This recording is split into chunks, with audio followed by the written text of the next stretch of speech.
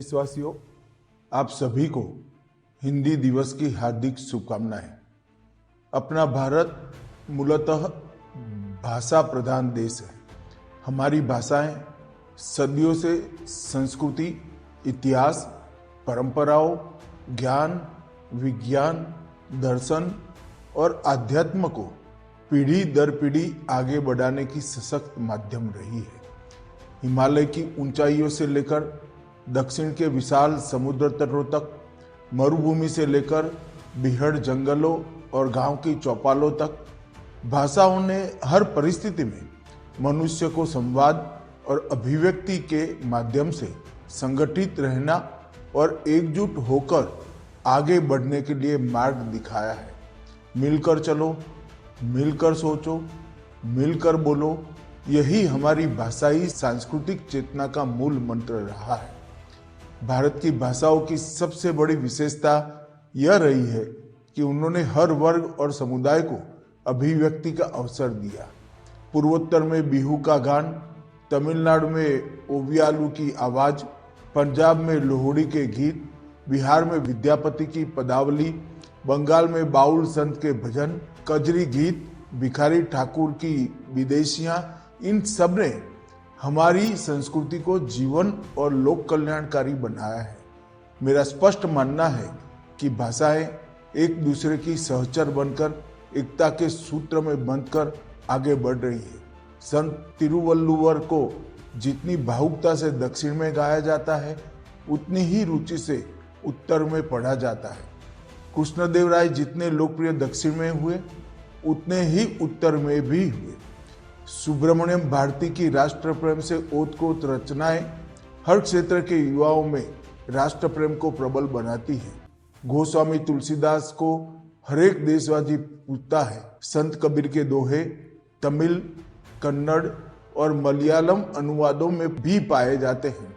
सूरदास की पदावली दक्षिण भारत के मंदिरों और संगीत परंपराओं में आज भी प्रचलित है। श्रीमंत शंकरदेव, महापुरुष माधवदेव को हर एक वैष्णव जानता है और भूपेन हजारिका को हरियाणा का युवा भी गुनगुनाता है। गुलामी के कठिन दौर में भी भारतीय भाषाएं प्रतिरोध की आवाज बनी। आजादी के आंदोलन के राष्ट्रव्यापी बनने में हमारी भाषाओं की बड़ी भूमिका रही।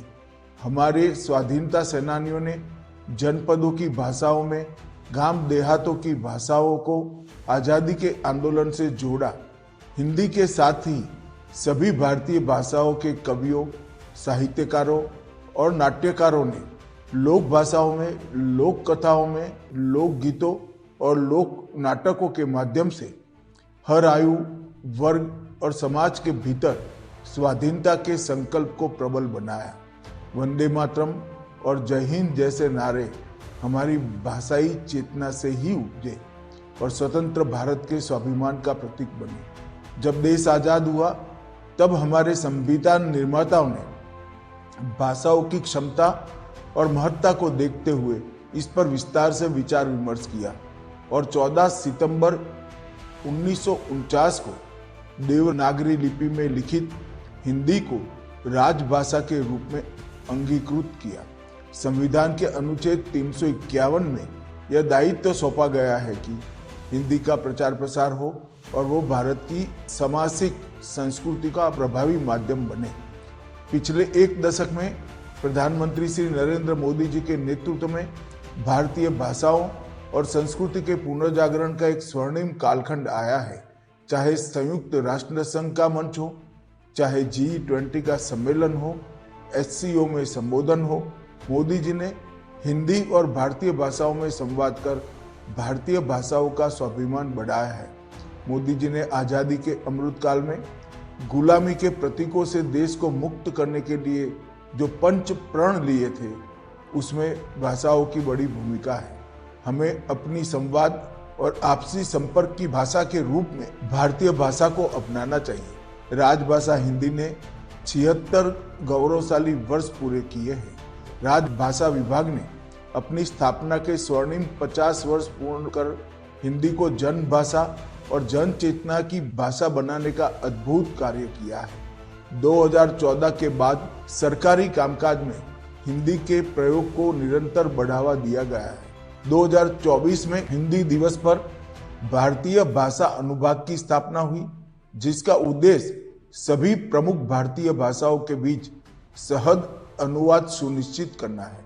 हमारा लक्ष्य यह है कि हिंदी और अन्य भारतीय भाषाएं केवल संवाद का माध्यम न रहकर तकनीक, विज्ञान, न्याय, शिक्षा और प्रशासन की धुरी बने।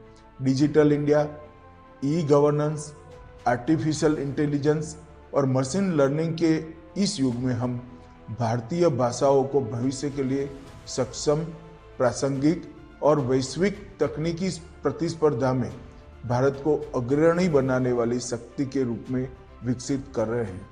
मित्रों, भाषा सावन की उस बूंद की तरह जो मन के दुख को और अवसाद को धोकर नई ऊर्जावान जीवन शक्ति देती है। बच्चों की कल्पना से घड़ी गई अनोखी कहानियों से लेकर दादी नानी की लोरियों और किस्सों तक भारतीय भाषाओं ने हमेशा समाज को जिजीविषा और आत्मबल का मंत्र दिया है।